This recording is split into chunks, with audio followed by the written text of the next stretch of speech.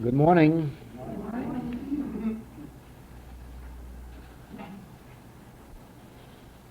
We are learning that one touch of the God experience is worth more than many books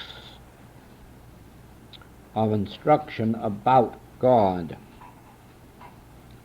And we are at that point of the infinite way unfoldment where only the experience of God is going to benefit us or accomplish the work that is given us to do in revealing what the realization of the presence of God can do for others in their experience. Probably by now you have already come to agree that this world is living without a God. It is living not without a belief that there is a God. No. There are very few people who do not believe that there is a God. But that the world is living without a God. One can believe in the ability to reach the moon, but one cannot reach the moon at this particular moment. And even believing in it won't accomplish it. There must be an actual experience of bringing through those things that make for the possibility of such a trip. So it is, this whole world, or most of it, believes in God or believes there is a God. But very few people in the entire history of the world actually have a God, actually have the activity of God in their experience, actually have God at work in their affairs.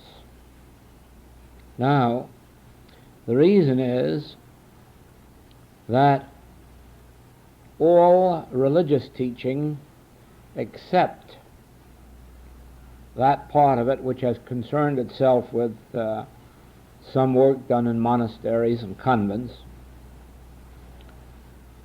all religious work, so far as it pertains to the public, has had to do with thoughts about God, statements about God, teachings about God, rather than bringing about the experience of God to us as individuals. Now,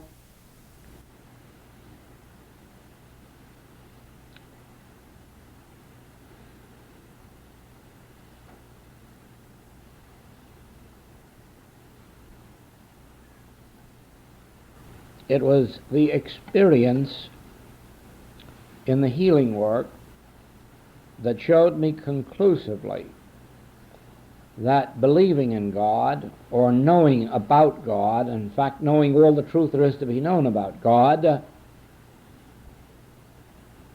is of no spiritual value, although they may be steps leading up to spiritual demonstration. But I learned actually that it was only when a spiritual experience took place in me that a healing took place in the outer. And so it is that in the years that have gone by since, I have learned that as I have had a spiritual experience within, I have experienced something of harmony in the without, for myself and for others. Then, as time went on, I learned that continuing to have those moments of contact, of spiritual experience, that the day came which was a day of transition into the Spirit, and that after that it was a permanent experience. It wasn't one that had to be reestablished from time to time, although it has always been necessary at certain times to go within and go deeper than usual to bring about some effects. For instance, I could not have started talking this morning. There was just nothing there that wanted to be said. And so it became necessary just to go within. Now, at a certain point or depth of consciousness, all of a sudden an idea came through. That first idea was, the Lord is my shepherd. And then there was a complete relaxing inside. Because if the Lord is my shepherd, all is well. The sheep will come home and be well cared for. Now, that is all the more necessary in the experience of our students, that they realize that no matter how much truth they know, there still remains the need to go within and sometimes be very patient for minutes or even hours until that depth is reached which brings to light the needed presence and power realization of God. Now,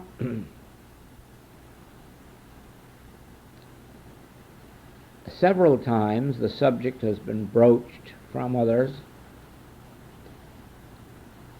as to a need for a college or university of spiritual truth to train practitioners and teachers. And the answer to that is this: it is an impossibility. There is no way in any length of time of turning out a class of either practitioners or teachers, no matter how much time you allow, even a 5-year course,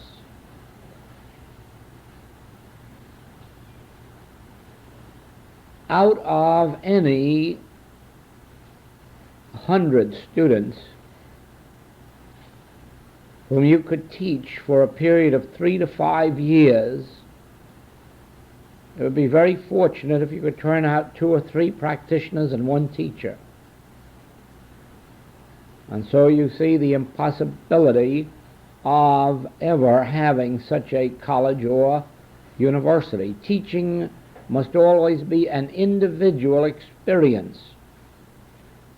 You can have class instruction, but you may have to have a student for 20 classes before the spiritual depth of them would be plumbed and the spirit begin to flow. On the other hand, out of 100 who would go through 20 classes, you would find very few who even at the end of that time would have been opened enough to really be a practitioner or a teacher.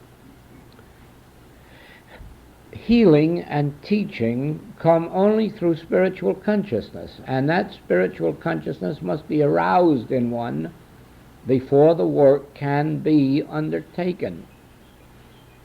Now, we are here for one purpose.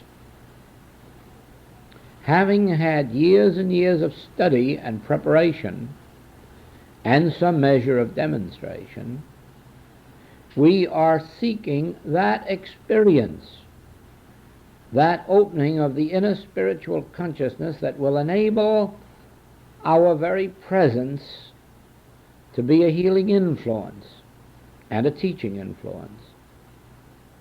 It isn't necessary to have any diplomas or any licenses.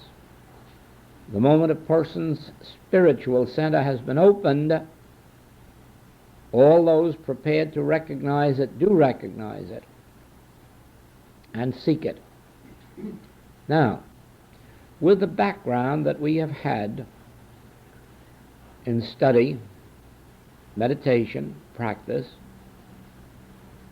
and the fact that we have agreed that all of that can only be a preparation for the experience itself, for an actual inner contact, Our attention now is not on learning more truth, merely continuing to be aware of the simplicity of truth, remembering the major points of it occasionally, but abiding more in the spirit than in the letter. One student says that if she were to explain what's going on in her thought, people would think that she were back in orthodoxy again. That is the point you come to in this work, that after you have been through much of this knowing of simple truth and deep truth and spiritual truth and all forms and expressions of truth, you come right back to your childhood days and merely say, the Lord is my shepherd, I have nothing more to think about. The Lord is my shepherd, and all the weight drops off, and all of this deep truth isn't necessary anymore. The realization has taken its place, and as the Master brought out, truth is so simple that babes can understand it. Yes, because a babe, an infant, a child, can say, the Lord is my shepherd, with an absolute inner conviction that there is something greater than itself. An adult couldn't do that. An adult always has some mixture of, well, I'm pretty good too, mixed up in it, until they have been through all of these stages of metaphysics and spiritual wisdom, and then arrived at the place where, oh, what you're trying to say is that the Lord is my shepherd. Why did you say that in the first place? But now, at this stage, the very moment you have had an experience, you will find that it is literally true, that the very simplest expressions of truth are the deepest. Thy grace is my sufficiency.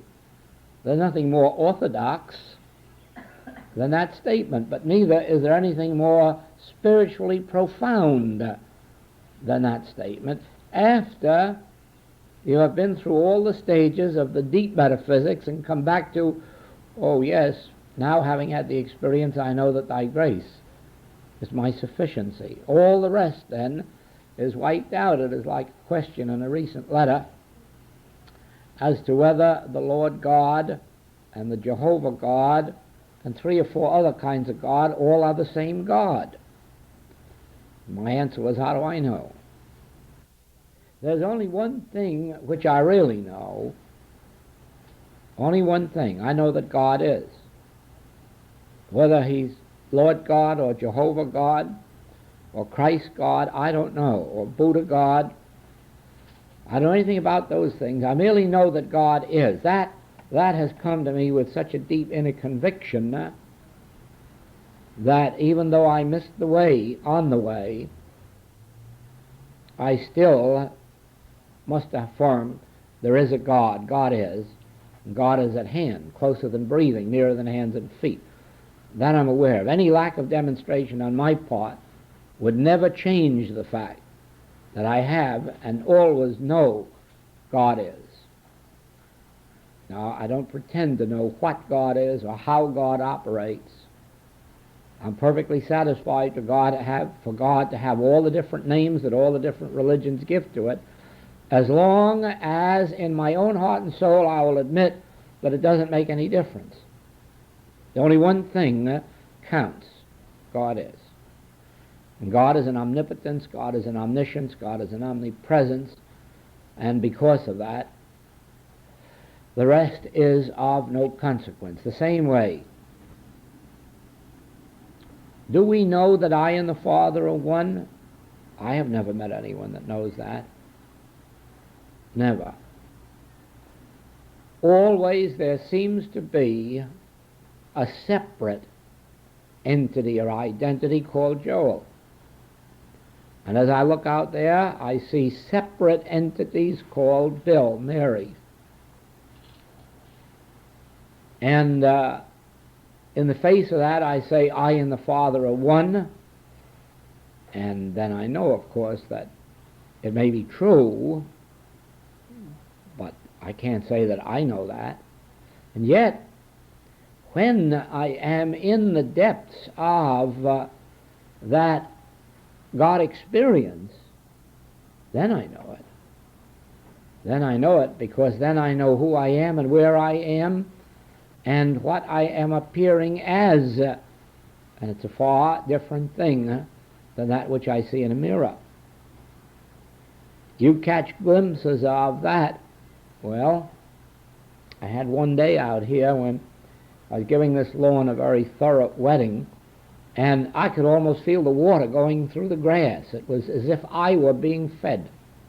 It was as if I were receiving that nourishment from that water. The grass and I were one. I couldn't say outright the grass and I are one, but I had the feeling that as that water soaked into the grass, that actually that I was being fed. That water was doing as much for me as for the grass, if we were separate things.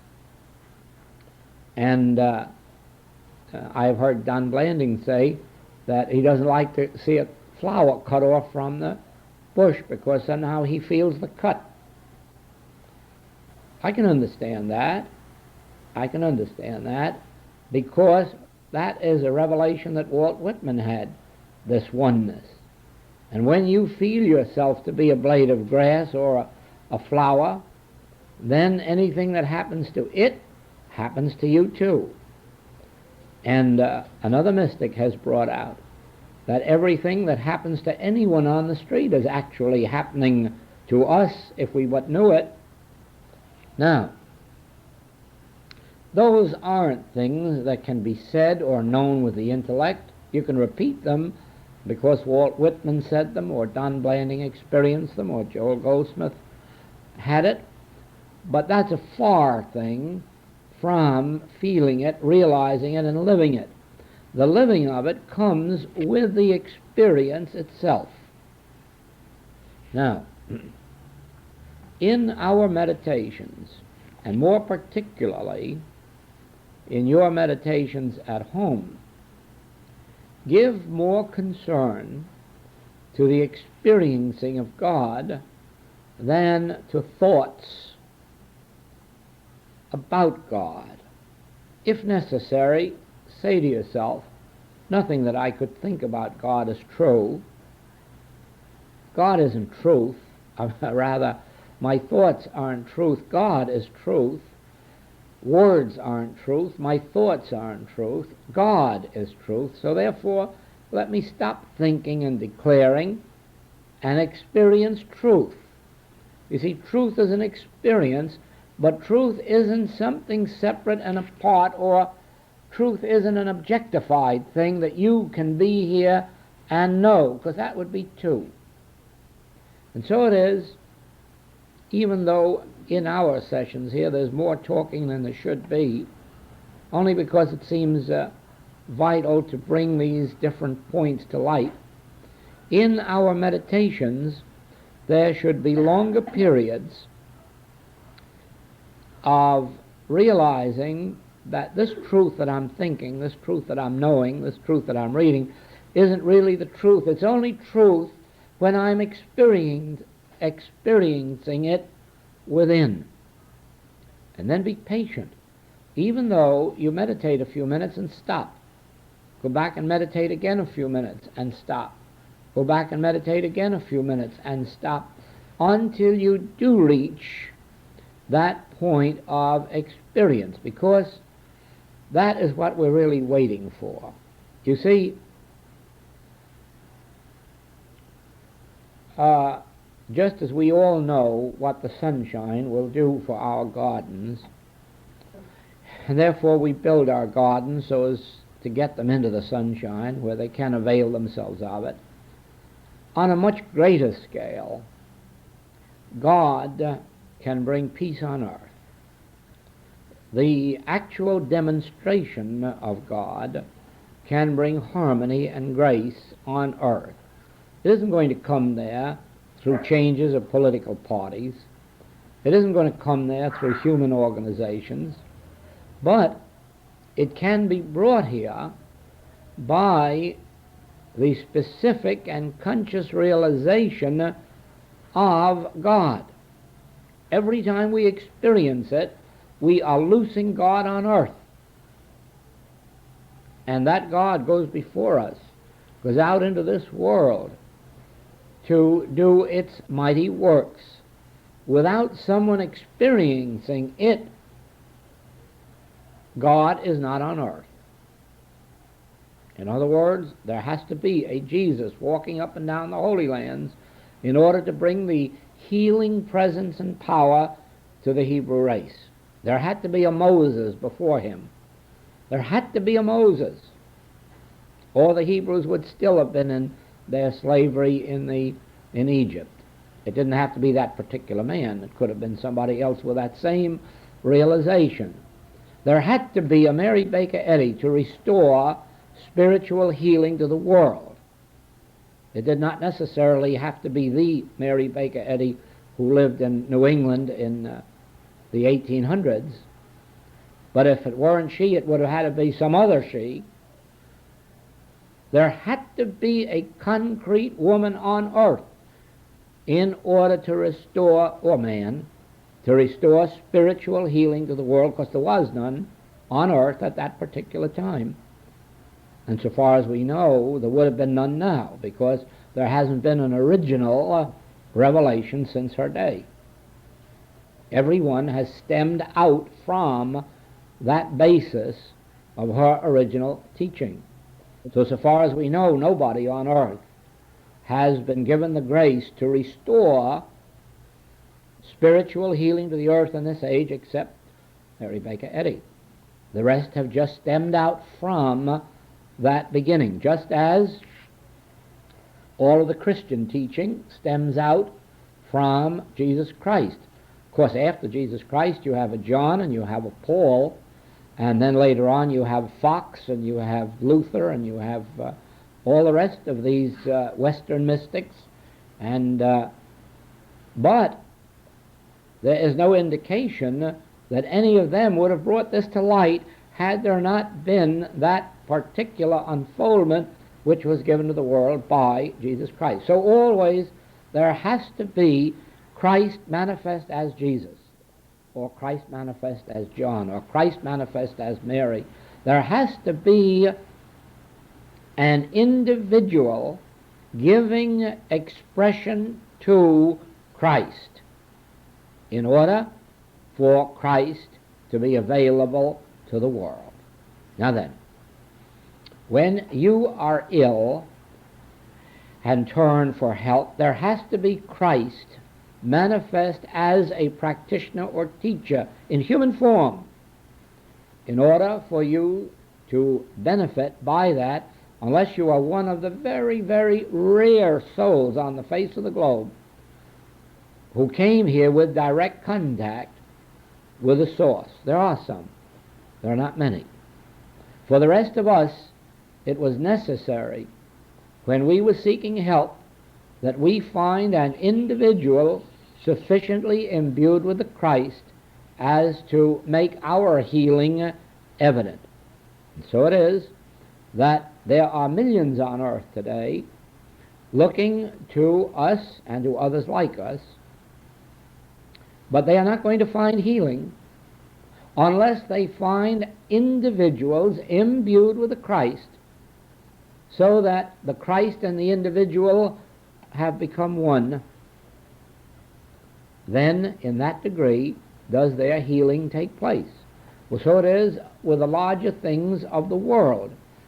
There will have to be individuals all around this globe sitting down every single day in the actual experience of the Godhead or Christ, and thus loosing the spiritual power on earth just as they loose it in your individual experience for a healing. Now remember, Think back on any spiritual healing you have had from a practitioner, and remember that it was the degree of realized Christ in their consciousness that gave you your freedom. That's the secret of spiritual healing. The degree of realized Christ in the consciousness of one individual can give physical, mental, moral, financial freedom to thousands, tens of thousands. Now, so it is,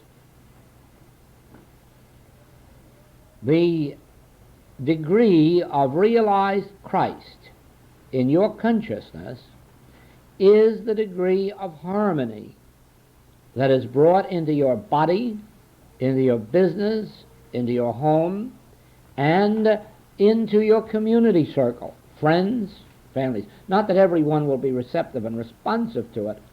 Oh, no. Jesus had to find out, sadly enough, that even some of his own disciples couldn't be receptive and responsive to the Christ. So let us not believe, nor could his mother, nor his brethren. So let us not believe for a moment that everyone who touches our life is going to be receptive and responsive to that Christ. But that isn't our function to care, whether it is our near relatives or friends, or whether it is strangers 10,000 miles away who are receptive. Our function is not to be concerned with who it is that receives the benefit of the Christ. Our concern is that we experience daily the Christ, loose it upon the earth, and let it do its work. Wonderful it is if our friends and relatives can all accept it, but if they can't, remember this: somewhere 1,000 miles away, 10,000 miles away, someone of whom you may never hear in your whole history will be receiving the benefit of that Christ. Some public meeting, some government official may be receiving the light from the Christ that you are experiencing in any given moment, so that never at any time in your life will you really know the extent of the good that is loosed on earth through your experience. It is never given anyone to know that. But peace on earth, improvement in labor and capital relationships, ultimately even the human relationships of family life and community life, all will be changed, not by any virtue of most of the people concerned who will be benefited, but by virtue of those few individuals who are willing to be servants of the Most High. And servants is a very good word, too. Those who are willing to sacrifice, if you might call it that, in the end you will find it isn't that, but give up time, effort, energy toward the actual experience of the Christ, so that you can say, I felt it. That's all. That's all. I felt the click. I felt the presence. That's all you need, because at that moment you have loosed the Christ on earth. You have let it escape from having been locked up within you until now it walks the earth. And it may well appear to some unfortunate on the street or in prison or in a hospital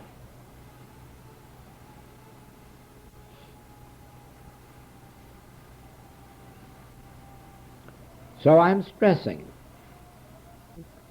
this is for all of our students, wherever they may be, that at this point of our unfoldment, it is necessary not only for our own good, but for the work that is given us to do in the world, that we understand ourselves to be a spiritual underground, that we understand that it is our function every day to realize the presence, power, activity of the Christ, realize the very feeling of the presence, and then let it go and be about its Father's business, wherever that may be, in whatever way. You can be assured of this, the Christ will overturn and overturn and overturn until he come, whose right it is, until justice appears on earth, until equity, fairness, integrity, until spiritual demonstration appears on earth. The Christ will overturn and overturn and overturn, and we won't always like that overturning, because we will not always understand it. We will see forms of error that we will really believe to be error, when in fact it is the Christ overturning. So it is our function to function as a spiritual underground, not merely for the benefit of our own lives, because our lives are relatively unimportant. Our lives at this particular point can't be of any importance in the human world. There is very little left for most of us of any human good that could come that would be of too much importance. So the only life we have to live now is a spiritual existence, which would certainly not be for our own good, but for whatever good could come through the realization of Christ on earth. You see, you cannot imagine the Master turning stones into bread because he was hungry. You cannot imagine the Master doing anything in his ministry for the purpose of adding name or fame or glory or riches to himself. Nor can you imagine anyone doing any of those things at this stage of our unfoldment. In other words, what is it that you individually want out of life? And if your answer is that you want something for yourself, then you are not listening to the message of the infinite way. The message of the infinite way is for us to bring to those who still want something of the earthly nature, to bring it to them. Better health, better supply, better employment, better marriage, whatever we can bring, but not because we care one iota whether or not they have it, but because it is an evidence of what the activity of the Christ can do in human experience. And so it may lead them to the point of experiencing all the human good and then saying, well, I too don't want any more of it. And then they join the ranks of those who say, what difference does it make whether I have the next 10 years or 15 years that are left to me of a human span, this way or that way, when I can devote my inner life at least to the realization of this Christ. This does not in any wise change our outer lives. Our outer lives are still lived as family men or family women. Our outer lives are still lived in the interest of our community. Our outer life does not change. In fact, it becomes intensified. I think, if anything, we become better neighbors and better citizens because we are not holding people in the condemnation even of their own conduct or thoughts. But while we continue to live the normal life on the outer plane, we have this separate inner life which no man knoweth. We take very seriously the Master's teaching that our prayers must not be done in public, that our prayers must be done sacredly and secretly in the inner sanctuary, and that we do not do our alms before men, that men may know about them. And so this is our particular form of alms, this spiritual awareness. And so we're not going to do it so that the world thinks that we are praying for it. No. We do it sacredly, but we do it secretly. And we do it within our own being, while outwardly living as close to our normal lives as we can. Well, let us take up again this meditation.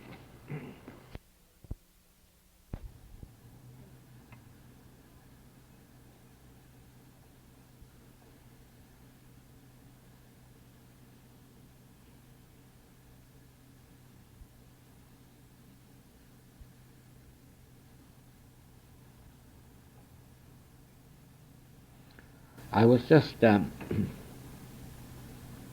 struck with like a bolt of lightning with this idea of not mistaking human good for spirituality and not depending on external activities for the inner grace that produces harmony in our experience. Recently, a magazine came to me which had for its main theme the preservation of animal life, the idea of not destroying insects, the idea of not eating meat, not wearing furs. And of course, from a humanitarian standpoint,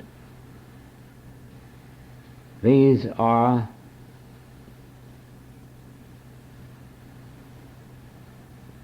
steps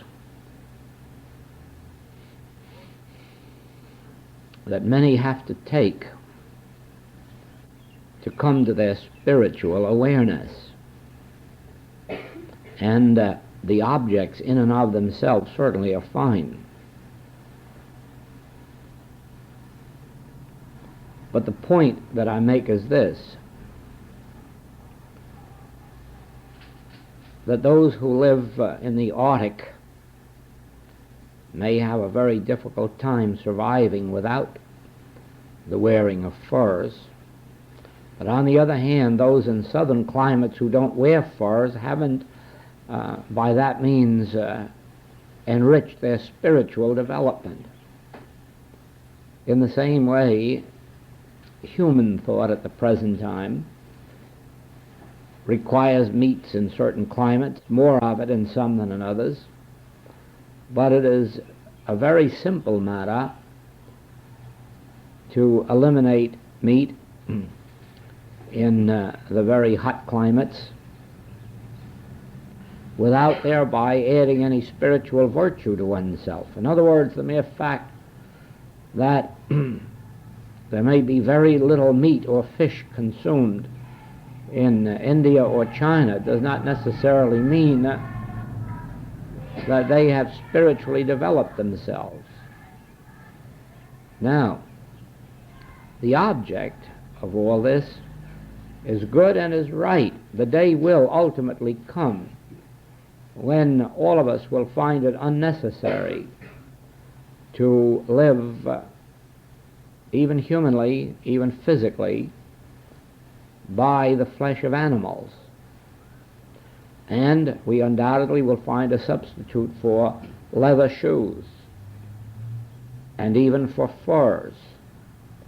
That will all come. And when it comes, it will come because of the spiritualizing process that is going on in consciousness, even as today, the closer you get to a feeling of spiritual sense, the less of meat you can eat, and sometimes reach the point of being unable to eat any at all. So that this outer improvement is a direct result of an inner spiritual grace. But the point that I would like you to see is that the giving up of the meat or the furs or the leather is not the development of the inner spiritual grace. But the development of the inner spiritual grace would bring about the giving up of these other on the outer plane. Now, the reason that this strikes me so forcibly this morning is this, that at every stage of our unfoldment, we are apt to reach the temptation receive the temptation to believe that something we do or think in the human realm is going to help us in the development of our spiritual awareness, whereas this isn't so. The development of our spiritual awareness is what is going to improve us in the outer plane. To stop stealing, lying, cheating, or defrauding is not to make oneself spiritual, but to become spiritual would automatically end lying, cheating, stealing, defrauding. Now, the point then is not to accept the belief that there is some virtue in an outer thing, act of omission or commission, that some sacrifice will enhance us spiritually, or the indulgence of some form of outer human living will enhance us spiritually.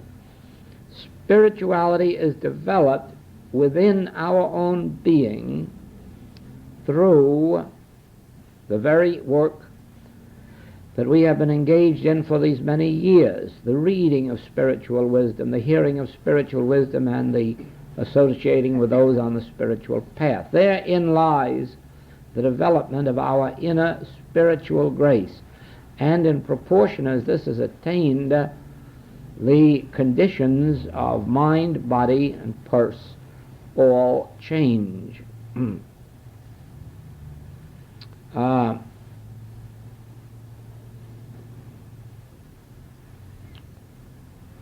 There again, you remember the other day, where the Spirit of the Lord is, there is liberty. There is our goal, the attaining of the consciousness of the Spirit of the Lord, the attaining of the realization of God's presence. And that is accomplished through this type of work, and more especially as the meditations are increased in time and in depth. The inner spiritual light increases. Man does not live by bread alone. And of course, the Master was very clear on the fact that the Hebrews were entirely wrong in their system of sacrifices.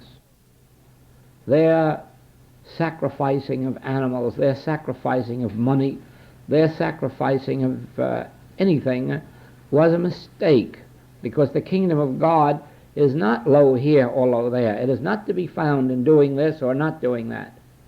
The kingdom of God is found by inner realization, not by an outer act of either omission or commission, but by an inner realization.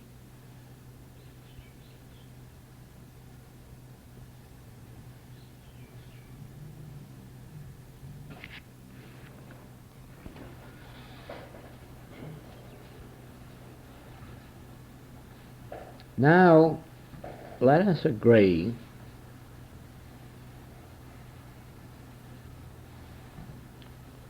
that there isn't a single thing in all of this world that can't be changed, adjusted,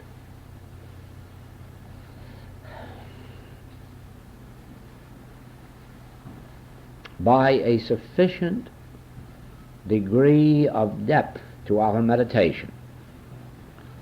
Let us agree that an ordinary meditation will gradually dispel most of the discords and inharmonies from our existence, more especially those of a not too great degree of intensity.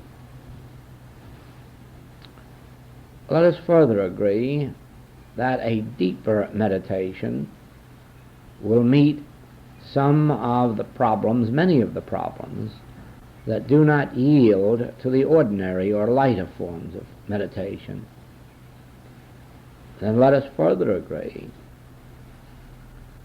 that the most intense form of error, the last enemy that shall be overcome, death itself,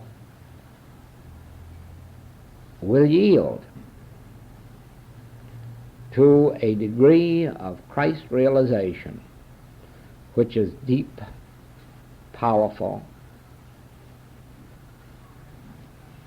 then you can see that you become master of your own fate. You become master of your own life, because it is the degree of God consciousness to which you attain that determines the degree of harmony in your outer experience.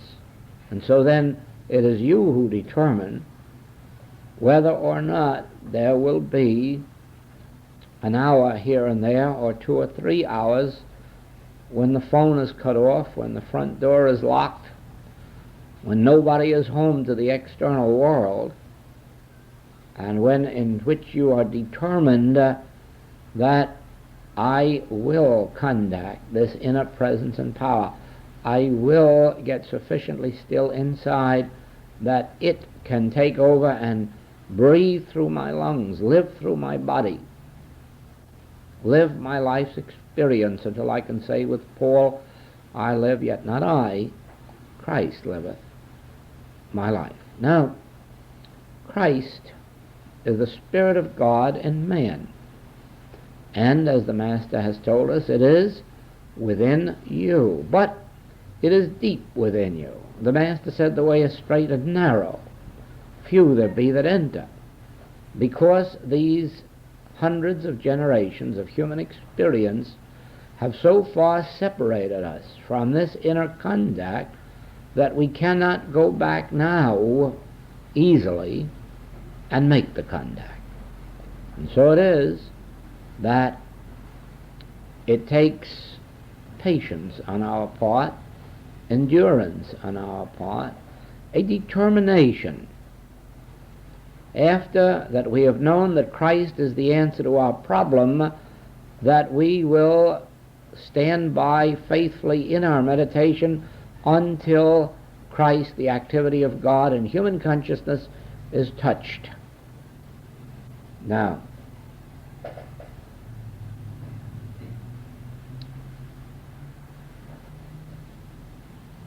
if the realization of God becomes an important way of life to us, then of course what the world calls a sacrifice of time or effort isn't a sacrifice at all, but a pleasure, just as the years spent in studying music or art are not looked upon by the musician or artist as years of sacrifice, but rather years of devotion to the attainment of the gift. So with us, the gift we are seeking is the actual experience of Christ, the actual living in God. We live and move and have our being in God, do we? Certainly not. As human beings, we do live and move and have our being in God after that we have attained it, after that we have touched it. And so it is the years necessary to the study, the practice, the meditation, are not years of sacrifice, but years of devotion to that which is our goal in life. This would not apply to the student who has turned to truth merely for the solution of human problems. And that is why we do not speak this language to the student at that point when they are merely seeking a solution to their human problems.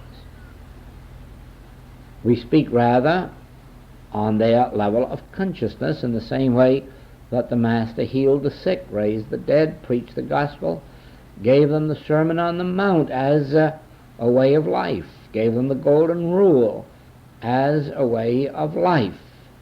But To the disciples, he went further. He showed them the healing principle. He took them to the Mount of Transfiguration to show them the hidden mysteries of the spiritual universe. And he expected of them that they had left their nets, that they had left their human desires for human fulfillment, that they had left the goal of just money-making for money-making's sake, or fame for fame's sake, and that their whole heart and soul and mind was centered in the hidden mysteries. Now, you perhaps read in yesterday's newspaper here of this man who was visiting in Hawaii and who was interviewed, who was present at the opening of the manuscripts that were found in the Dead Sea. And as a matter of fact, those manuscripts are going to change the whole of the religious life of the world. Every church, Christian church, will have to change its teachings as a result of those manuscripts, because here are these manuscripts already authenticated by universities, by scholars, and revealing that much that the church is teaching isn't true, and showing where the mysteries of Christianity came from, and what their intent was, and what the mode of life was that came forth through these mysteries. Well, the Master knew from his previous experience that the attainment of the hidden mysteries, of the inner wisdoms, would make an individual forever free of dependence or reliance on external forms. That is how these Christian teachings came into being. Those who revealed them saw that it was no longer necessary to have a church, that a church was an individual's contact with the Master, and that it was something that took place inside one's own being, not inside of an edifice. And so these people formed a group outside of the church, and that is where the Christian life was lived. This movement outside was in the nature of a brotherhood, but one that was more or less loosely drawn and was entirely dependent on one's spiritual respect for one another. If you were an aspirant, a beginner, you bowed before the higher student who was perhaps in the second degree.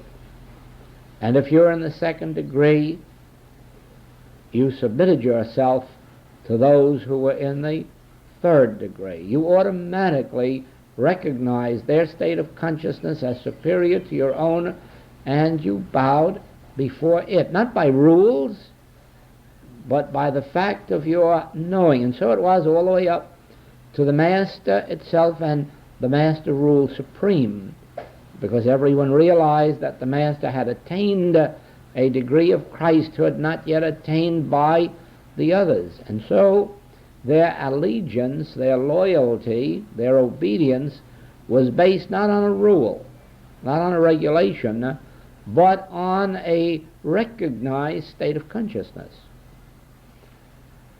So it will be with everyone who attains the realization of this Christ of their own being, who touches it or is touched by it. Instantly they will be freed of a dependence on person, on thing, on circumstance and condition, and all life will be a cooperation.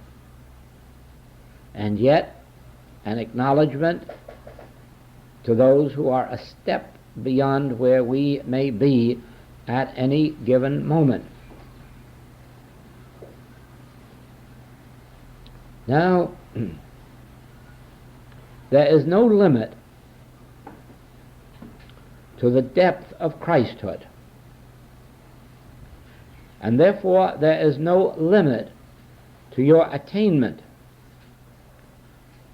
Any limitation would, of course, be our own limitation, that which we place on ourselves. Even as we advance in this work, if we permit ourselves to be taken from our meditations and contemplations by the busyness of our practice or student body or organizational activities, we will cheat ourselves. Regardless of the amounting of the outer activity, we must limit that by consciously removing ourselves from that activity for long enough periods to abide in our spiritual stillness. No one must ever allow their outer activity to grow to such an extent that it deprives them of their hours, days, weeks, and months of inner unfoldment. It is a very simple thing, after one has touched the center, to find their outer activity so great that the matter of gaining a fortune or fame is almost as simple as a twist of the wrist. But it is an indulgence in material prosperity, and it would soon take from us the spiritual gift which is worth far more than that which we would give up by not permitting the outer world, not even the outer spiritual world, to deprive us.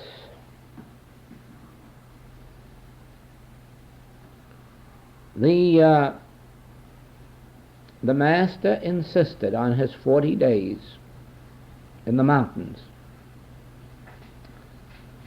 The Master insisted on disappearing from the multitudes. So must we. We must insist on withdrawing from our families, from our friends, from our human obligations for those periods necessary to our inner development and unfoldment, and then we must discipline ourselves. Because after a while, the outer world accepts us at our value, our own evaluation, and permits us to have our time alone, but then comes the temptation when we have our time alone not to use it in the way in which it should be used. And you will see that one of the most difficult periods is to go through a time such as we have this morning, with nothing active in the outer world but the entire period devoted to inner reflection, inner contemplation, inner quiet, inner stillness, and with nothing to show for it in the outer world. Certainly nothing to show for it at the moment. But the fruitage of a morning like this morning will continue to appear for years to come, influencing not only our own lives, but the lives of all who touch us. And so it is that an hour or 2 hours of silent meditation, a contemplation, a communion with God, with no seeming object, with no purpose, with no desire for attainment of any kind, not even healing, that is the depth of the vision that opens up the inner experience to us, and in ever deepening quality. Let's try it again. Aloha.